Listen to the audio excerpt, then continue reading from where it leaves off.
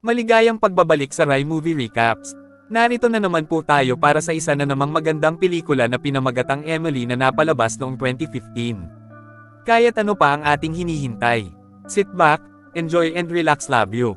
Nagsimula ang pelikula sa isang batang babae na nagngangalang Ana. Walang pakialam na naglalakad sa kalsada. Maya-maya ay may humantong sasakyan sa tabi niya at isang babae ang nagtanong ng direksyon papunta sa post office. Ngunit pagkatapos isang di kilalang lalaki ang pilit na pinapapasok siya sa kanyang kotse. Sumusunod dito pinakita ang isang bata na nakasakay sa kanyang bisikleta sa parehong kalye. Pagkatapos ay narating niya ang paborito niyang treehouse at itinago doon ang kanyang backpack. Ilang metro lang ang layo ay ang mga residente ng Thompsons. Ang nakatatandang anak na lalaki, si Jacob, ay abala sa paglalaro at hindi man lang siya tumugon kapag tinawag siya ng kanyang ina at binanggit niya na malapit nang umuwi si tatay kasama ang isang bagong yaya. Samantala, pinuntahan ni tatay ang inaakalang yaya, si Ana, mula sa kanyang lugar habang ang babae ay naghihintay sa labas sa lamig. Pagkatapos ng mga pagpapakilala, ibinunyag ni tatay na ika-13 anibersaryo niya ngayon, kaya siya at ang kanyang asawa ay pupunta para sa hapunan. Pagkatapos ay pinag-uusapan niya ang tungkol sa mga anak ng kanyang kapitbahay, na dati nang inalaga ni Ana. Nagtanong siya tungkol sa kanilang mga pangalan, ngunit kakaibang hindi naaalala ni Ana, kaya binigyan niya sila ng ilang mga palayaw at tinawanan ito. Dito natin malalaman na ang karaniwang babysitter ng Thompson ay isang babae na nagngangalang Maggie, ngunit dahil abala siya, iminungkahi niya ang kanyang kaibigan na si Ana sa kanila. Pinag-uusapan ni Itay ang tungkol sa kanyang mga anak, at binanggit na mayroon siyang 3 anak, 4 na taong gulang na si Christopher, 9 na taong gulang na si Sally, at 11 taong gulang na si Jacob. Bumalik sa tirahan ng Thompson. Ang mga lalaki ay tila mapaglarong nag-aaway, at kapag sila ay masyadong maingay, sinaway ni nanay si Jacob at kinuha ang kanyang Game Boy. Ang galit na si Jacob ay pumunta sa kanyang silid, kung saan ang kanyang matalik na kaibigan, si Hawa, ay sinusubukang makipag-ugnayan sa kanya sa pamamagitan ng isang walkie-talkie. Si Hawa ay ang parehong bata mula sa simula ng pelikula. Ibinunyag ni Hawa na may inilihim siyang magandang bagay sa kanyang treehouse, at plano ng dalawa na magkita pagkatapos ng oras ng pagtulog at magsaya. Makalipas ang ilang sandali, sa wakas ay dumating na sa bahay sina tatay at Ana. Nakipagkita ang bagong babysitter sa mga nakababatang bata at nakagawa kaagad ng magandang impresyon, ngunit iginiit ng masungit na si Jacob na hindi niya kailangan ang tulong nito. Samantala, sinabi ni nanay kay Ana kung saan inilalagay ang mga merienda, oras ng pagtulog ng mga bata, at iba pang kinakailangang detalye. Sinabihan lang ni Itay si Ana na huwag papasukin ang mga bata sa garahe, at nang tanungin kung bakit, isiniwalat niya na ang kanyang paboritong sasakyang Corvette ay nakaparada doon. Di nagtagal, nagpaalam ang mga magulang sa kanilang mga anak at umalis para sa kanilang dinner date. Pagsakay nila sa kanilang sasakyan, nakakatakot na pinagmamasdan sila ni Ana mula sa bintana. Ngayong wala na ang mga matatanda, siya na ang namamahala sa mga bata. Tinipon niya ang mga bata, at inanunsyo na maglalaro sila ng dress-up. Habang natutuwa sina Christopher at Sally sa narinig, pasimpleng pumunta si Jacob sa kanyang silid. Pagkatapos ay sinabi ni Ana sa maliliit na bata na maaari silang magpanggap na kahit anong gusto nila, ito man ay tao o hayop. Sinabi niya na ang pagpapanggap ay isang superpower na mayroon silang lahat sa loob nila. At ang mga bata ay nabigla sa pananalitang ito. Maya-maya, umakyat si Ana at sinubukang simulan ang pakikipag-usap kay Jacob. Nang makita siyang nakapula ng comics, tinanong niya kung nabasa na ba niya si Death Vice, at sumagot si Jacob na hindi pa niya nababasa dahil sinasabi ng kanyang mga magulang na ito ay masyadong marahas. Nakakagulat na sinabi ni Ana na nababasa niya ito ngayon dahil wala ang kanyang mga magulang, at ibinalik din niya ang kanyang Game Boy na nagpapasaya sa kanya.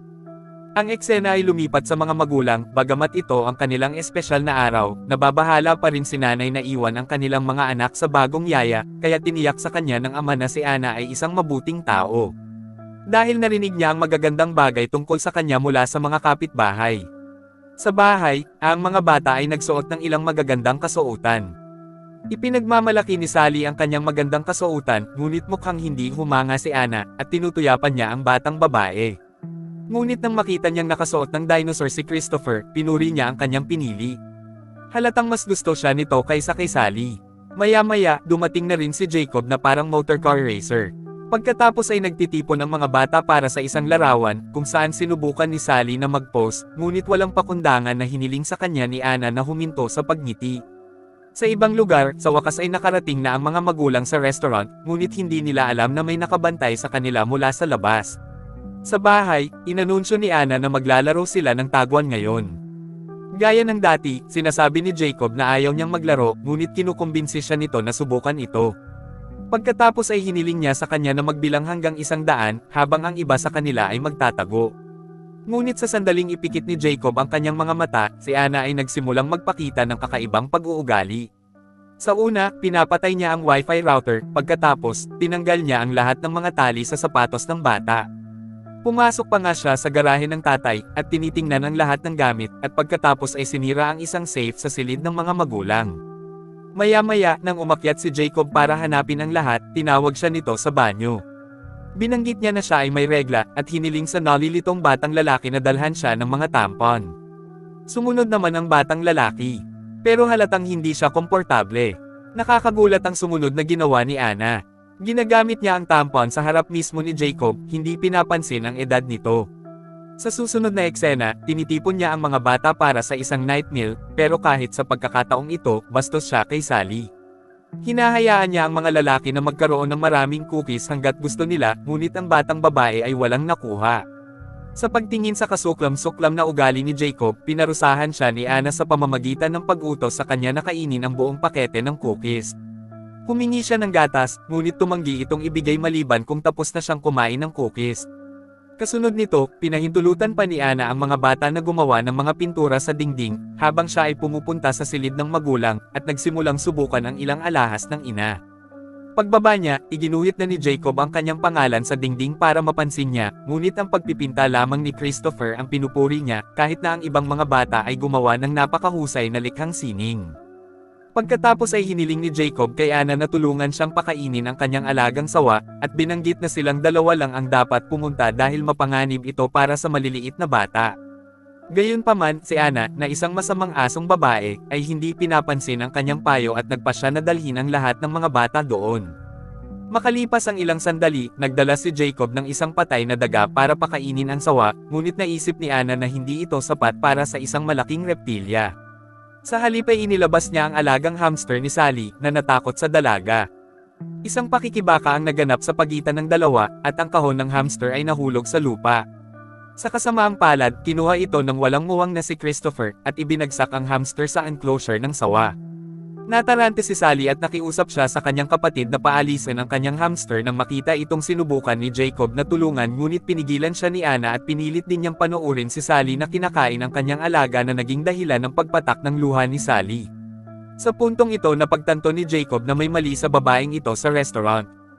Ang mga magulang ay nagkakaroon ng isang kahangahangang oras, nagbibigay sila ng mga regalo sa isa't isa at pinag-uusapan ang kanilang mga plano sa hinaharap, habang ang hindi pinangalanang lalaki ay pinagmamasdan pa rin sila mula sa labas. Pagbalik sa bahay, tinawag ni Anna ang mga bata sa sala, sinabing oras na ng pelikula. Si Sally, na hanggang ngayon ay nadurage pa rin sa pagkawala ng kanyang alagang hamster, ay ayaw sumama, ngunit kinumbinsi siya ng kanyang nakababatang kapatid na lalaki na kalimutan ito. Bago magsimula ang pelikula, nagdahilan si Jacob at umakyat sa itaas.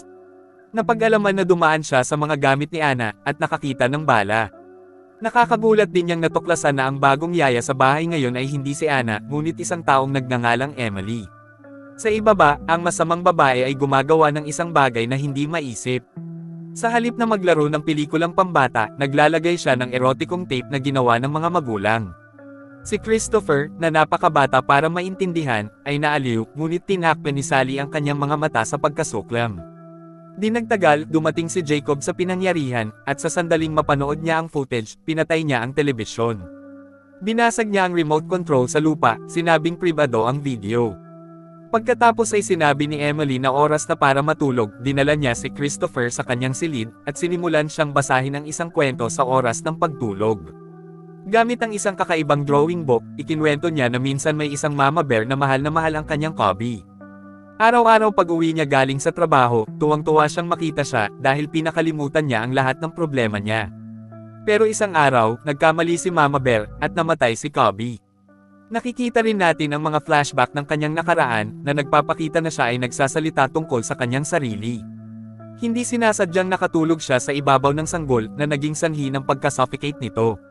Sa labas, sina Jacob at Sally ay nakikinig din sa kwento. Binanggit ni Emily na nasira si Mama Bear pagkatapos ng pagkamatay ng kanyang cubby. Nag-crack ang kanyang isip, at ito ay nang makilala niya si Skinny Hyena, na mas bitik ang isip kaysa kay Mama Bear. Nangako siyang bibigyan siya ng isa pang cubby, ngunit ang katawan ni Mama Bear ay hindi na kayang magpaanak pa, at hindi siya nakapagampo ng bagong anak dahil sa mga kinakailangan sa pagiging kwalipikado. Dahil dito, na-overwhelm sina Mama Bear at Skinny Hyena. Nagkaroon ng problema, at sa huli ay kinailangan pang umalis ng bayan. Pero ngayon, naghahanap na sila ng ibang cubby. Dito, nabunyag na ang lalaking nagbabantay sa mga magulang ay talagang asawa niya. Kara-rating lang ng 2 sa bansang ito, at naghahanap sila ng pagkidnap ng isang bata. Kitang-kita ang target, Christopher, at inagaw na nila ang totoong Ana sa simula ng pelikula. Habang papalapit ang oras ng pagtulog, pumasok ang mga bata sa kanilang mga PJ, ngunit nakita ni Sally ang safe box sa silid ng kanyang mga magulang na binuksan ni Emily. May baril sa loob na hinablot ni Jacob. Pagkatapos ay sinabi niya sa kanyang kapatid na babae na ang babaeng nag-aalaga sa kanila ay talagang isang impostor. Sa kasamaang palad, narinig ito ni Emily at hinarap ang mga bata, kaya tinutok ni Jacob ang baril sa kanya. Binalaan niya siya na lumayo, ngunit kumpiyansa siyang hiniling ni Emily na barilin. Nang biglang dumating si Christopher, mabilis na itinago ni Jacob ang baril. Gayunpaman, nakita ng maliit na batang lalaki ang baril at itinutok ito sa kanila. Ang maliit na batang lalaki ay nag-iisip na ito ay isang laruan, ngunit ito ay lumabas na ang baril ay hindi kargado. Inalis ni Ana ang baril, kay takot-takot na tinawag ang kanyang sarili na isang ina. Sa sandaling iyon, tumunog ang doorbell, ngunit mabilis silang ikinulong ni Emily sa isang silid, at binalaan silang tumahimik. Sinampal pa niya si Jacob para magbigay ng punto. Pagkatapos ay bumaba ang babae, at nakakagulat na natagpuan ang regular na babysitter ni Thompson, si Maggie sa labas. Ang huli ay nag-check-in sa harap ng pintuan, dahil wala siyang narinig mula kay Ana, ang kanyang kaibigan. Bilang tugon, nagsinungaling si Emily na nagdusa si Ana ng pagkalason sa pagkain, dahil dito kailangan niyang palitan. Binili ni Maggie ang kwento at hiniling na makita ang mga bata bago umalis. Ang masamang babae sa una ay tumanggi, ngunit sa huli ay nagpapasalamat dahil ayaw niyang magdulot ng anumang hinala. Habang nakikita namin si Jacob na may sinusulat sa papel.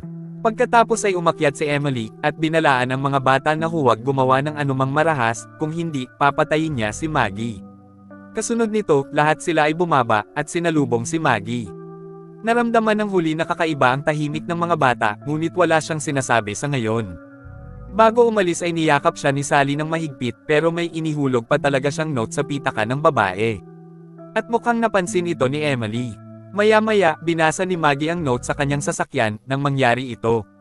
Inatake siya ni Emily at nawala ng malay. Kinaladkad pa niya ang kawawang babae sa harap ng mga bata, at ikinulong siya sa isang silid. Sa sumunod na eksena, pinipilit niyang inumin ang mga bata sa juice na hinaluan ng gamot para matamba sila.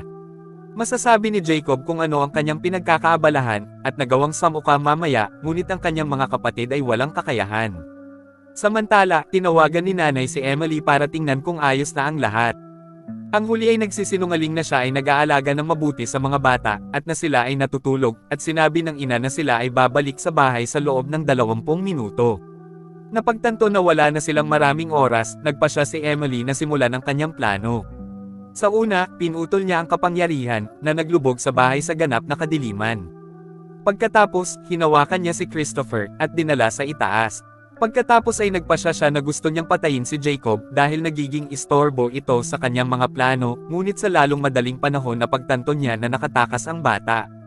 Dahil dito, tinawagan niya ang kanyang asawa, na nagsasabing kailangan niya ng mas maraming oras. Samantala, pumunta si Jacob sa treehouse, kung saan naghihintay sa kanya ang kaibigan niyang si Hawa na may dalang mga paputok. Ipinaliwanag ni Jacob ang lahat tungkol sa masamang babysitter, at humiling ng tulong. Sa ibang lugar, sa wakas ay lumabas ang mga magulang sa restaurant, ngunit mukhang lasing na sila, at nagpasyang umuwi sakay ng taxi. Ang misteryosong lalaki, aka Emily's husband ay pinagmamasdan pa rin sila mula sa malayo. Pagbalik sa bahay, nagkamalay si Maggie, at ang una niyang ginawa ay ang pag-atake kay Emily para iligtas ang mga bata. Bagamat, lumaban siya ng mabuti, natalo siya at napatay. Habang papunta si Emily sa kusina para linisin ang kanyang mga sugat, pumasok si Jacob sa loob ng bahay, at dinala si Christopher. Pagkatapos ay itinago niya ito sa isang ligtas na lugar. Sa kabilang banda, pauwi na sina mama at papa sakay ng taxi, nang bigla silang ma-accident. Mabuti na lang at nakaligtas silang dalawa, at natama na pala sila ng iisang lalaki, na ilang oras nang nagmamasid sa kanila. Ang kanyang layunin ay upang bumili ng mas maraming oras para sa kanyang asawa upang makidnap niya si Christopher, ngunit ang lalaki ay namamatay.